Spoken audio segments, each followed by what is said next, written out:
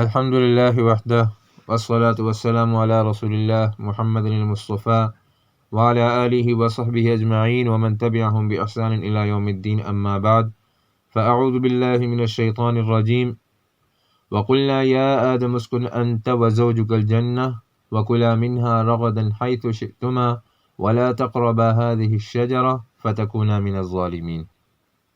وقلنا، اور ہم نے کہا، یا آدم، اے آدم، اسکن انت و زوجک، رہیں آپ اور آپ کی بیوی جنت میں، وکلا منہا رغدن، اور کھائیں دونوں اس میں سے کھلا، حیث شئتما، جہاں سے دل چاہے آپ دونوں کا، ولا تقربا، اور نزدیک نہ جائیے گا، ہذہ الشجرہ، اس درخت کے، فتکونا من الظالمین، ورنہ ہو جائیں گے آپ گناہ گاروں میں سے۔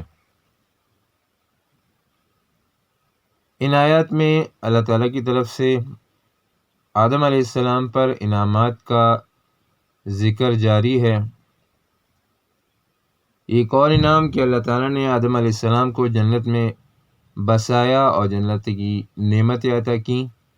اس آیت میں 2 اوامر کا ذکر ہے اور ایک نہیں کا۔ 2 اوامر، اسکن اور کلا، جنت میں رہیے اور جنت سے کھائیے، اور نہیں ولا تقربا۔ تو وقلنا یا آدم اسکن انت وزوجک الجنہ، یہ پہلا امر ہے۔ اللہ تعالیٰ نے آدم علیہ السلام کو حکم فرمایا کہ آپ اور آپ کی بیوی محترمہ جنت میں رہیں۔ آدم علیہ السلام کی بیوی کا نام حوا رضی اللہ عنہا ہے۔ صحیح حدیث میں آتا ہے کہ اللہ تعالیٰ نے آدم علیہ السلام کی بائیں پسلی سے ان کی بیوی کو پیدا فرمایا۔ الجنت، الجنت سے دار الثواب مراد ہے۔ بعض علماء نے لکھا ہے کہ اس سے مراد کوئی خاص باغ تھا، تو یہ قول صحیح نہیں ہے کیونکہ اس کی کوئی صحیح دلیل نہیں ہے۔ وَكُلَا مِنْهَا رَغَدًا حَيْثُ شِئْتُمَا، اور کھائیں آپ دونوں جہاں سے آپ کا دل چاہے۔ تو یہ اس آیت میں دوسرا امر ہے، اور اس میں دوسری نعمت کا ذکر ہے، وَكُلَا۔ اور پھر اس نعمت کے اندر بھی 2 وسعتوں کا ذکر ہے، ایک رغدن اور دوسری حیث شئتما، کھلا کھائیں، اور حیث شئتما، جہاں سے دل چاہے کھائیں۔ تو یہ دوسری نعمت اور اس میں 2 وسعتیں۔ یہاں رغدن سے کیا مراد ہے؟ تو علامہ قرطبی رحمہ اللہ نے اس کا معنی یہ لکھا ہے کہ ایسے مبارک گھر میں رہنا کہ جس میں کسی قسم کی مشقت اور تکلیف نہ ہو۔ اور خازن اور شربینی رحمہ اللہ نے لکھا ہے کہ بغیر کسی پابندی کے وسعت والی اور انتہائی مزیدار خوراک، تو اسے رغدن کہتے ہیں۔ تو 2 قول ہو گئے اس بارے میں کہ ایسا مبارک گھر کہ جس میں کسی قسم کی مشقت تکلیف نہ ہو، اور دوسرا کہ ایسی خوراک جو انتہائی مزیدار ہو اور اس میں کسی قسم کی پابندی نہ ہو، وسعت والی ہو۔ حیث شئتما، اس میں وسعت مکان کی طرف اشارہ ہے، اور اسی طرح خوراک کی مختلف قسموں کی طرف اشارہ ہے۔ تفسیر خازن میں اس کی بہت اچھی تشریح کی گئی ہے، کیف، این و متی شئتما، یعنی جیسے دل چاہے، جہاں سے دل چاہے، اور جب بھی دل چاہے کھاؤ۔ تو کھلی اجازت ہے، یعنی کیفیت مکان و زمان کی وسعت، تو اس میں اس کی طرف اشارہ ہے۔ وَلَا تَقْرَبَا هَذِهِ الشَّجَرَةَ، اور اس درخت کے قریب نہیں جائیے گا، یعنی ایک نہیں ہے، اور اس درخت سے خوراک کرنے کو، اس درخت کے پھل کو کھانے کو منع کیا گیا ہے۔ لیکن یہاں پہ ایک سوال پیدا ہوتا ہے کہ جیسا کہ ہم نے بتایا کہ ان آیت میں انعامات کا ذکر ہے، تو ایک خاص درخت سے نہ کھانا، اس سے منع کرنا، تو یہ کیسے انعام ہے؟ تو اس کا جواب یہ ہے کہ یہ بھی مستقل ایک نعمت ہے، کیونکہ اس نہیں پر عمل کرنا یہ جنت میں رہنے کی بقا اور جنت کی دائمی خوراک اور اس کے مزوں کے لیے یہ سبب ہے۔ یعنی اس درخت سے کھانا اس کا اثر یہ ہوگا کہ جنت سے نکال دیے جائیں گے، جنت کی نعمتوں سے محروم ہو جائیں گے۔ تو یہاں پر اس سے منع کرنا تو یہ بھی مستقل ایک انعام بن گیا، کیونکہ اگر اس سے منع نہ کیا جائے تو اس کا نتیجہ کیا ہوگا کہ جنت سے نکال دی جائیں گے، تو اس لیے یہ بھی ایک نعمت ہے۔ یہاں پہ ایک فائدہ علماء نے ولا تقربا کے بارے میں لکھا ہے کہ یہاں پہ فرمایا ولا تقربا، کہ اس درخت کے قریب بھی نہیں جائے گا، اور مراد اس سے یہ ہے کہ اس سے کھائیے گا نہیں۔ تو اس میں انتہائی مبالغہ ہے منہی عن سے، یعنی جس چیز سے منع کیا جا رہا ہے اس میں انتہائی تاکید کی جا رہی ہے، ولا تقربا، کہ قریب بھی نہیں جائیے گا، کیونکہ قریب جانا یہ منہی کے ارتکاب میں سے ہے، اس کے اسباب میں سے ہے، اور یہ قاعدہ ہے کہ سبب کے لیے بھی مسبب کا ہی حکم ہوتا ہے، جیسے یہ کہا جاتا ہے للوسائل حکم المقاصد۔ اسی طرح ایک حدیث میں بھی رسول اللہ صلی اللہ علیہ وسلم نے یہی قاعدہ بیان فرمایا ہے، من یرعى حول الحما یوشک ان یواقعہ۔ ابو داؤد، ترمذی اور نسائی میں یہ حدیث ذکر ہے، یعنی جو شخص چراگاہ کے قریب اپنے جانوروں کو چراتا ہے تو نزدیک ہوتا ہے کہ وہ اس میں داخل ہو جائیں اس کے جانور۔ اس لیے بہت سی جگہ قرآن کریم میں انہی الفاظ کے ذریعے کسی چیز سے منع کیا گیا ہے تاکہ اس کے اسباب سے بھی دور رہا جائے، اس کے اسباب بھی اختیار نہیں کیے جائیں، جیسے کہ فرمایا ولا تقربوا الزنا، زنا کے قریب بھی نہ جائیں، ولا تقربوا مال الیتیم، یتیم کے مال کے قریب نہ جائیں۔ تو اس سے منع کرنا ہے کہ زنا کے اسباب بھی نہ اختیار کریں، اور اسی طرح یتیم کے مال کے کھانے کے اسباب بھی نہ اختیار کریں۔ تو یہاں بھی یہی مبالغہ ہے اس نہیں میں۔ هذه الشجرہ، الشجرہ سے کیا مراد ہے؟ شجرہ عربی میں اس پودے کو کہا جاتا ہے کہ جس کا تنا و شاخیں ہوں۔ تو یہاں شجرہ کے بارے میں مفسرین کے 6 اقوال ذکر ہیں، اور مختلف اقوال ہیں، لیکن ابن جریر رحمہ اللہ نے اس بارے میں ایک بہترین بات اور ایک بہترین قاعدہ ذکر فرمایا ہے کہ وہ فرماتے ہیں کہ ہمیں اس بات کا علم نہیں ہے کہ وہ کون سا خاص درخت تھا، کیونکہ قرآن کریم میں اور کسی بھی صحیح حدیث میں اس کی تعیین ذکر نہیں ہوئی۔ پھر کہتے ہیں کہ یہ ایسا مسئلہ ہے کہ اس کا علم اگر کسی انسان کو حاصل ہو بھی جائے تو اس کا کوئی فائدہ نہیں ہے، اور اگر اس سے انسان جاہل رہے، اسے نہ معلوم ہو، تو اس کا کوئی نقصان نہیں ہے۔ تو یہ ایک بہترین قاعدہ ہے اس کے بارے میں۔ فَتَكُونَا مِنَ الظَّالِمِينَ، تو ہو جائیں گے آپ ظالموں میں سے۔ تو ظالم سے یہاں کیا مراد ہے؟ ظالمین یہ ظلم سے ماخوذ ہے، اور قرآن کریم میں یہ مختلف معنوں میں استعمال ہوتا ہے، جیسے کہ اس کا ایک لغوی معنی ہے، لغت میں ظلم نقصان کو کہتے ہیں، اور اسی طرح ثواب میں کمی کے لیے بھی استعمال ہوتا ہے ظلم، کسی حد سے تجاوز کرنے کے لیے بھی استعمال ہوتا ہے، اسے بھی ظلم کہا جاتا ہے، جیسے فلا یخاف ظلما ولا ہضما، سورۃ طٰہٰ 112۔ اور عرف عام میں ظلم کہتے ہیں کوئی چیز نامناسب جگہ پر رکھنے کو، اور شرعی اصطلاح میں ظلم کہتے ہیں اللہ تعالیٰ کے اوامر کی مخالفت یا اللہ تعالیٰ کے نواہی کے ارتکاب کو، چاہے وہ بھول کر ہو یا قصدن ہو یا خطاً یا عمدن ہو۔ تو اس معنی کے لحاظ سے ظلم کا اطلاق خطا اجتہادی پر بھی ہوتا ہے، خلاف اولا کام پر بھی ہوتا ہے، گناہ صغیرہ پر بھی ہوتا ہے، گناہ کبیرہ پر بھی ہوتا ہے، اور اسی طرح کفر و شرک کو بھی ظلم کہا جاتا ہے۔ تو ظلم کے مختلف معنی اور مختلف درجات ہیں، خطا اجتہادی کو بھی اور خلاف اولا کام کرنے کو بھی ظلم کہا جاتا ہے۔ تو ہر جگہ اس کے مناسب معنی لیا جائے گا اور وہاں موجود قرائن کو دیکھا جائے گا، تو اس کے لحاظ سے پھر اس کے معنی کی تعیین کی جائے گی۔ یہ بات پہلے بھی گزر گئی کئی دفعہ، اور انتہائی توجہ طلب بات ہے کہ کبھی ایک لفظ ہوتا ہے لیکن اس کے مختلف معنی ہوتے ہیں، اور قرآن کریم میں بھی اور عربی زبان میں بھی وہ لفظ مختلف معنوں میں استعمال ہوتا ہے، ہر جگہ اس کا ایک ہی معنی کرنا یہ غلط ہے۔ بعض لوگ اس بات کو نہیں سمجھتے اور پھر وہ قرآن کریم کا غلط ترجمہ کرتے ہیں، اور بعض دفعہ اس سے پھر غلط استنباطات کرتے ہیں، غلط مسائل نکالتے ہیں، اور بہت سی دفعہ اس سے گمراہ بھی ہو جاتے ہیں۔ تو یہاں ظالمین سے کیا مراد ہے؟ یہاں ظالمین سے مراد ہے گناہ گار۔ تو سوال یہاں یہ پیدا ہوتا ہے کہ کیا پھر آدم علیہ السلام اور حوا رضی اللہ عنہ گناہ گاروں میں سے ہو گئے؟ تو علماء نے اس کا یہی جواب دیا ہے کہ یہ فتکون من الظالمین، یہ مشروط ہے کہ اگر آپ نے اس درخت سے کھایا قصدن، ارادے سے، جان بوجھ کر، تو پھر آپ ہو جائیں گے گناہ گاروں میں سے، ظالمین میں سے۔ لیکن چونکہ آدم علیہ السلام نے اس درخت سے قصدن نہیں کھایا تو اس لیے گناہ گاروں میں سے نہیں ہوئے۔ اس کی تشریح آگے بھی آئے گی۔ آگے فرمایا فَأَزَلَّهُمَا الشَّيْطَانُ عَنْهَا، سو پھسلا دیا ان دونوں کو شیطان نے اس درخت کی وجہ سے۔ فَأَخْرَجَهُمَا مِمَّا كَانَا فِيهِ، سو نکال دیا ان دونوں کو اس سے کہ جس میں وہ تھے۔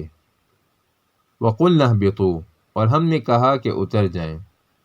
بَعْضُكُمْ لِبَعْضٍ عَدُوٌّ، تم میں سے بعض کے دشمن ہوں گے۔ وَلَكُمْ فِي الْأَرْضِ مُسْتَقَرٌّ، اور تمہارے لیے زمین میں رہنے کی جگہ ہے۔ وَمَتَاعٌ إِلَىٰ حِينٍ، اور نفع ہے ایک وقت تک۔ اس آیت میں 4 جملے ہیں۔ پہلے جملے میں شجر ممنوعہ سے کھانے کا سبب ذکر ہے، فَأَزَلَّهُمَا الشَّيْطَانُ عَنْهَا۔ دوسرا جملہ ہے فَأَخْرَجَهُمَا مِمَّا كَانَا فِيهِ،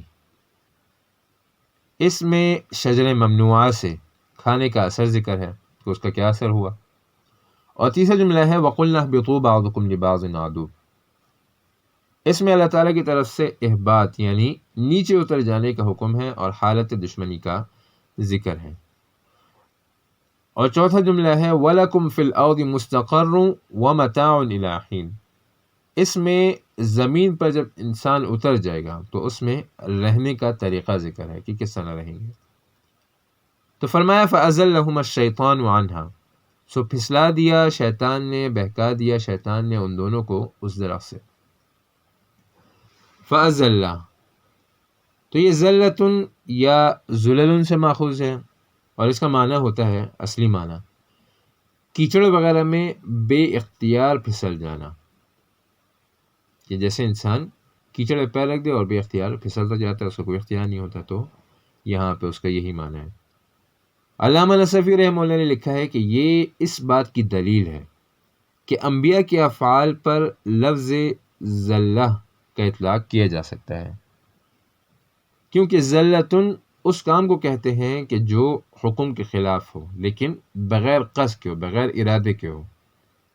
جیسے کہ کوئی شخص کیچڑ میں بے اختیار بغیر ارادے کے، وہ نہیں چاہتا کہ میں پھسلوں کیچڑ میں، لیکن اپنے اختیار کے بغیر، قصد کے بغیر وہ پھسلتا چلا جاتا ہے، تو اس وجہ سے اسے گناہ نہیں کہتے، کیونکہ گناہ شریعت میں اس کام کو کہتے ہیں کہ جو حکم شرعی کے خلاف ہو، اپنے ارادے سے ہو، قصد سے ہو، تو اسے گناہ کہتے ہیں۔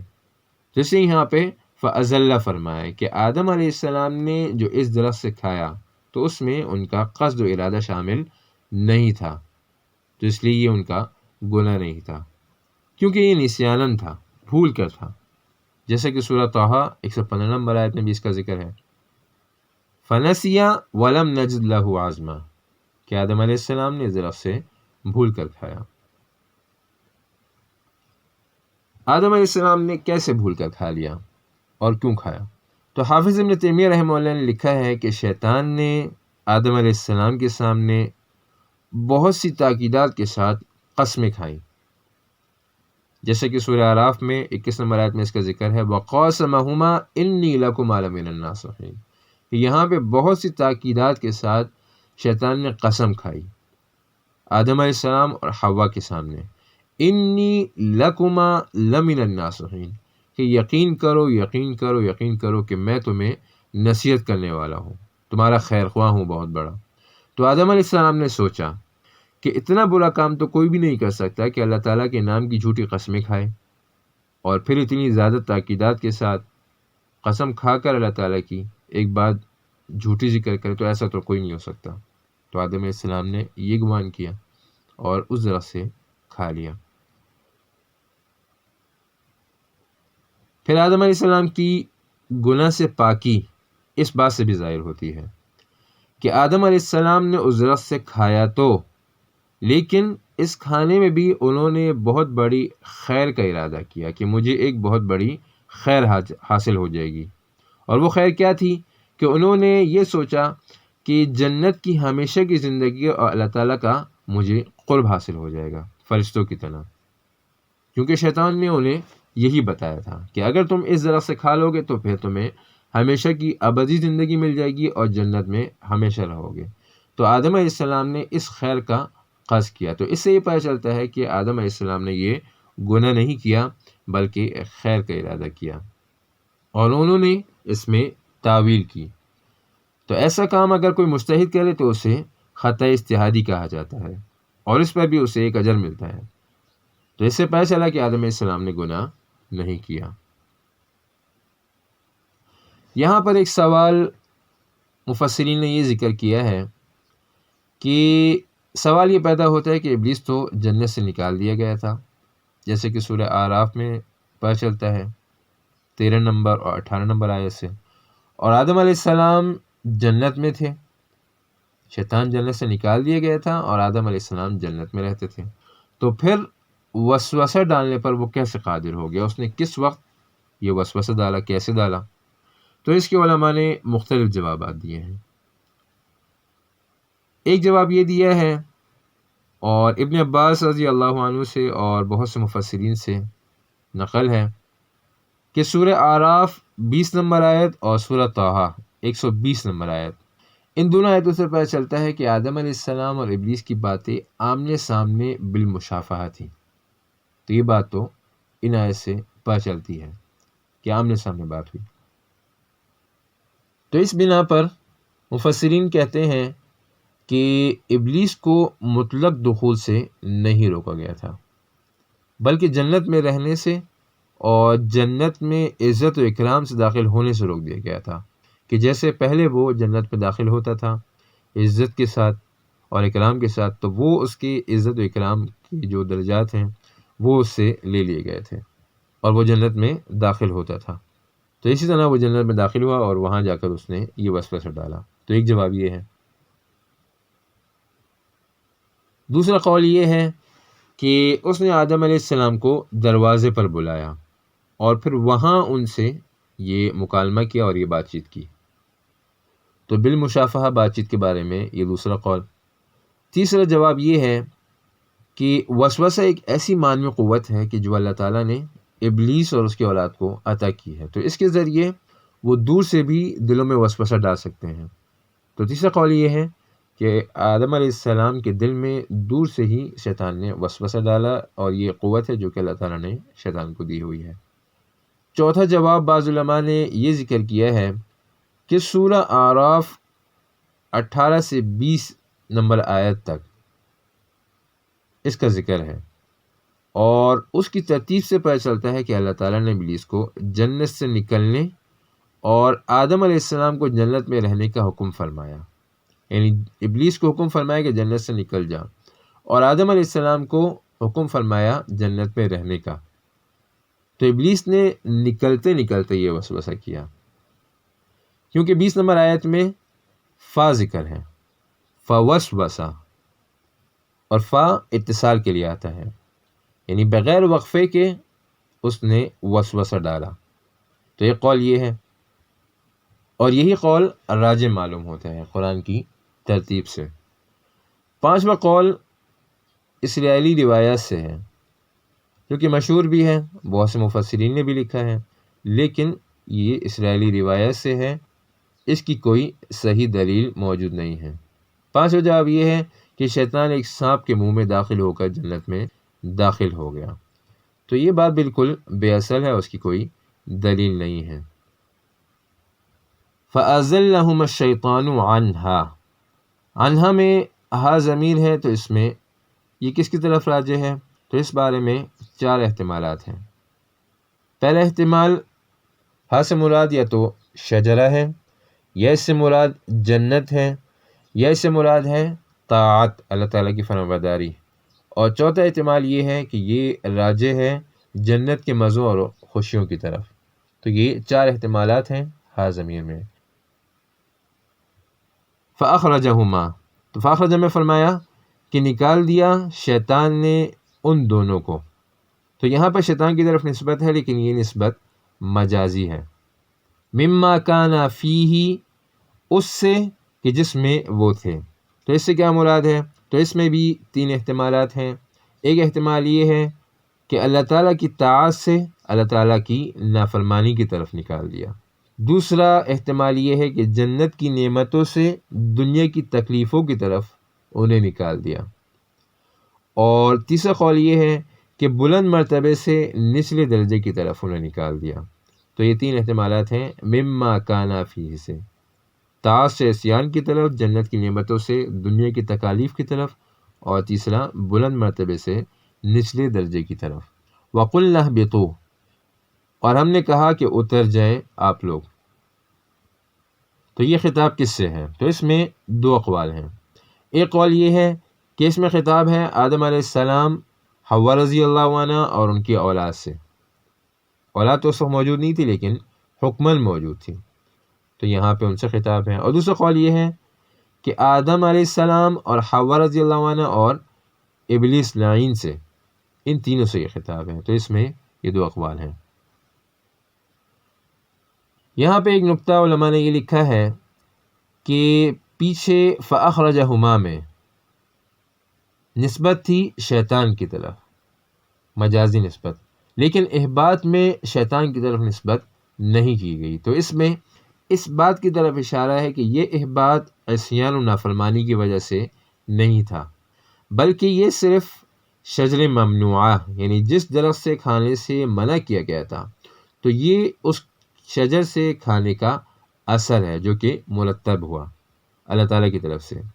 اس کی مثال ایسے ہے کہ جیسے کوئی شخص خودکشی کی نیت سے زہر کھانے کا ارادہ کر لے کہ میں یہ زہر کھاؤں گا، تو کوئی اسے کہے کہ یہ زہر کھانا جو ہے یہ حرام ہے، یہ نہ کھاؤ، لیکن اس کے باوجود وہ زہر کھا لے.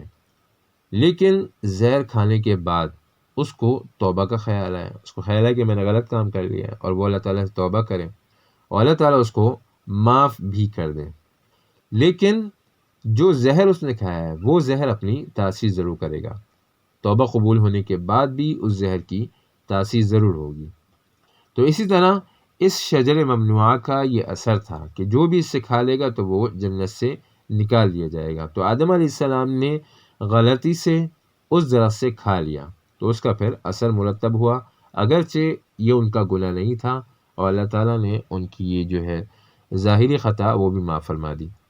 پھر بھی اس کا اثر ظاہر ہوا کہ جنت سے نکال دیے گئے. تو اس سے پتہ چلا کہ یہ جنت سے نکلنا عصیان اور نافرمانی اور گناہ کی وجہ سے نہیں تھا، بلکہ یہ اس درخت کا ایک اثر تھا جو کہ مرتب ہوا. آگے فرمایا بعضکم لبعض عدو، بعض تم میں سے دشمن ہوں گے بعضوں کے. پیچھے ہم نے جیسا کہ بتایا کہ وَقُلْنَا اهْبِطُوا میں 2 احتمالات ہیں. ایک احتمال یہ بتایا کہ یہ خطاب ہے آدم و حوا اور ان کے اولاد سے، اور دوسرا ہم نے بتایا کہ یہ خطاب ہے آدم و حوا علیہم السلام اور ابلیس لعین سے. تو اگر یہ خطاب ہے آدم و حوا علیہم السلام سے اور ان کے اولاد سے، تو اس سے مراد ہوگی باہیمی دشمنی. بعضکم لبعض عدو سے مراد ہے باہیمی انسانوں کے درمیان جو دشمنیاں ہیں وہ مراد ہیں، قتال اور بغض و حسد. اور دوسرے قول کے مطابق اگر اس سے مخاطب آدم و حوا علیہم السلام ہیں اور ابلیس ہے، تو اس سے مراد ابلیس اور اس کی اولاد کی انسانوں سے اور مسلمانوں سے خصوصاً عداوت و دشمنی ہے. تو اس میں 2 اقوال ہیں، یا تو انسانوں کی باہمی دشمنی مراد ہے، یا شیطان کی بنی آدم سے دشمنی مراد ہے، مسلمانوں سے. وَلَكُمْ فِي الْأَرْضِ مُسْتَقَرٌّ، مستقر یہاں پہ یا تو ظرف ہے یعنی قرار کی جگہ، رہنے کی جگہ، یا مصدر میمی ہے استقرار کے معنی میں. اور اس میں لکم خبر مقدم ہے اور مستقر مبتدا مؤخر. تو اس میں اس بات کی طرف اشارہ ہے کہ زمین کی خلافت انسانوں کے لیے خاص ہے، کیونکہ فرشتوں کو اس کی کوئی حاجت نہیں ہے، اور جنات پہلے ہی اس سے محروم کر دیے گئے ہیں. تو وَلَكُمْ فِي الْأَرْضِ مُسْتَقَرٌّ، فِي الْأَرْض یہ بھی خبر سے متعلق ہے اور یہ بھی مبتدا پر مقدم ہے۔ تو اس میں بھی اس بات کی طرف اشارہ ہے کہ انسان کی عادتی زندگی یہ زمین کے ساتھ خاص ہے، کہ انسان زمین پر رہے گا، اس کی عادتی زندگی جو ہوگی، عام زندگی، وہ زمین پر ہی ہوگی۔ اور انسان سمندر کا سفر کرے یا خلا کا سفر کرے یا چاند کا سفر کرے یا دوسرے سیاروں پر اترے تو وہاں کچھ عرصے یہ رہ سکتا ہے، لیکن یہ رہنا یہ خلاف عادت ہے۔ اللہ تعالیٰ نے انسان کی فطرت و عادت یہ بنائی کہ وہ زمین پہ رہے گا، اس کا ٹھکانہ اللہ تعالیٰ نے زمین پہ بنایا ہے۔ دوسری جگہ پہ اگر جائے گا بھی، چاند پر رہے گا یا کسی اور سیارے میں، تو وہ خلاف عادت ہوگا، مستقل وہاں نہیں رہ سکتا۔ تو انسان زمین کے علاوہ کسی اور جگہ مستقل رہائش اختیار نہیں کر سکتا۔ اس آیت سے یہ پتہ چلتا ہے۔ وَمَتَاعٌ إِلَىٰ حِينٍ، متاع کہتے ہیں سامان کو۔ زمین پر استقرار، زمین پر رہنا، چونکہ بغیر متاع، بغیر سامان کے نہیں ہو سکتا، اس لیے اس کے بعد اس کا ذکر کیا۔ تو یہاں متاع سے کیا مراد ہے؟ کھانے پینے کا، پہننے کا، رہنے کا سامان، اس کے اسباب اور وہ چیزیں جن کی انسان کو زندگی گزارنے کے لیے ضرورت ہوتی ہے، تو یہ سب متاع سے یہاں مراد ہے۔ یہاں پر مفسرین نے ایک نقطہ یہ بیان کیا ہے کہ لسان العرب میں متاع کی یہ تعریف کی گئی ہے کہ متاع اس مردار چیز کو کہتے ہیں کہ جو درندوں اور کتوں کی خوراک ہوتا ہے، اور ایک مضطر شخص، مجبور شخص اسے کھا سکتا ہے، اس کا محتاج ہوتا ہے تو وہ اسے کھاتا ہے، ایک مجبور شخص۔ تو دنیا بھی اسی طرح ایک مردار چیز ہے کہ جس سے صرف مجبوری میں ضرورت کے مطابق فائدہ اٹھانا چاہیے اور اس کا حصول اپنا مقصد نہیں بنانا چاہیے۔ تو یہاں متاع فرمانے میں اس بات کی طرف اشارہ ہے۔ اور پھر یہاں متاع نکرہ ذکر کیا، متاعن، تو اس میں بھی اس کی قلت اور فنا کی طرف اشارہ ہے اور دلیل ہے۔ الی حین، الی حین سے کیا مراد ہے؟ تو اس کے بارے میں علامہ قرطبی رحمہ اللہ نے بہت سے اقوال نقل کیے ہیں۔ موت کا وقت، قیامت کے قائم ہونے کا وقت، موت تک کی مدت، پھر اس کے بعد حین کے معنی ذکر کیے ہیں کہ ایک مدت، ایک گھڑی، ایک زمانہ، تھوڑا سا زمانہ یا زیادہ زمانہ، فنا کا وقت، 1 سال، 6 مہینے، صبح شام، تو یہ مختلف معنی حین کا ذکر کیے ہیں۔ تو صحیح بات اس میں یہ ہے کہ حین کے مصداق کے لیے کوئی خاص حد نہیں ہے۔ یہی وجہ ہے کہ امام ابو حنیفہ رحمہ اللہ سے جب حین کے بارے میں پوچھا گیا کہ حین سے کیا مراد ہے، اس کا صحیح معنی کیا ہے، تو فرمایا لا ادری، کہ مجھے نہیں معلوم۔ تو امام ابو حنیفہ رحمہ اللہ حین کے بارے میں فرماتے ہیں لا ادری، مجھے نہیں معلوم۔ تو یہ سلف کا عام معمول تھا کہ جب کسی بارے میں معلومات نہیں ہوتی تو آسانی سے فرما دیتے تھے لا ادری، مجھے نہیں معلوم، کیونکہ یہ آدھا علم ہے لا ادری بھی۔ یہاں پر علامہ قرطبی رحمہ اللہ نے بعض علماء سے نقل کیا ہے کہ اس لفظ میں آدم علیہ السلام کے لیے بشارت ہے، خوشخبری ہے۔ وہ کیسے؟ خوشخبری ایسے ہے کہ دنیا میں زندگی ہمیشہ کے لیے نہیں ہے، الی حین، ایک خاص وقت تک کے لیے ہے، ایک مدت تک کے لیے ہے۔ تو اس میں خوشخبری ہے کہ پھر سے جنت کی طرف واپسی ہے آپ کی۔ لیکن پھر جنت کے حصول کے لیے اگلی آیت میں فمن تبعہ ذکر فرمایا، اور اس فمن تبعہ میں ایک قانون بیان کر دیا کہ یہ جنت اس کے لیے ہے کہ جو اس قانون پر، اس قاعدے پر عمل کرے۔ اور دوسرا اس آیت میں دنیا کی فنا اور قیامت کے آنے کی طرف بھی اشارہ ہے۔ اور اسی طرح اس آیت میں تخویف بھی ہے بنی آدم کے لیے کہ اللہ تعالیٰ کے احکام کی مخالفت سے بچیں، کیونکہ اس سے اللہ تعالیٰ کے نزدیک ان کے مرتبے میں کمی آتی ہے، کہ اللہ تعالیٰ کی کوئی ظاہری مخالفت بھی ہو اگر، تو اس سے بھی اللہ تعالیٰ کے نزدیک ان کے مرتبے میں کمی آتی ہے، تو اس سے بچیں۔ ان آیتوں کا ترجمہ ایک دفعہ پھر دیکھ لیں۔ وَقُلْنَا يَا آدَمُ، اور ہم نے کہا اے آدم، اسکن انت وزوجک الجنہ، رہیے آپ اور آپ کی بیوی جنت میں، وَكُلَا، اور آپ دونوں کھائیے، منہا، اس سے، رغدن، کھلا، حیث شئتما جہاں سے دل چاہے آپ دونوں کا، ولا تقربا اور نزدیک نہ جائیے گا، هذه الشجرہ اس درخت کے، قصدن فتکونا من الظالمین تو ہو جائیں گے آپ گنہگاروں میں سے۔ فأزلہما الشیطان سو پھسلا دیا ان دونوں کو شیطان نے، عنہا اس درخت کی وجہ سے، فأخرجہما مما کانا فیہ سو نکال دیا ان دونوں کو اس سے کہ جس میں وہ تھے، وقلنا اہبطوا اور ہم نے کہا کہ اتر جائیں، بعضکم لبعض عدو تم میں سے بعض کے دشمن ہوں گے، وَلَكُمْ فِي الْأَرْضِ مُسْتَقَرٌ اور تمہارے لیے زمین میں رہنے کی جگہ ہے، وَمَتَاعٌ إِلَىٰ حِينٍ اور نفع ہے ایک وقت تک کے لیے۔ تو آج کا درس یہیں تک۔ سبحانک اللہم و بحمدک، نشہد ان لا الہ الا انت، نستغفرک و نتوب الیک۔